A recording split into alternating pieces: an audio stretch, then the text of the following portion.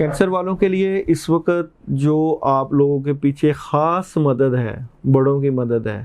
تو جو لوگ اپنے دل کے اندر جو خاص باتیں رکھتے ہیں یا جن شکوک و شبہات کا شکار ہیں،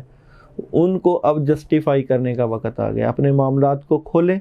اپنی چیزیں ٹھیک کریں، اپنی جو چیزیں خراب ہیں ان کو ٹھیک کریں، تاکہ بہت سارے کام جو کرنے والے پڑے ہوئے ہیں ان میں آپ کی بھرپور اللہ کی مدد آئے،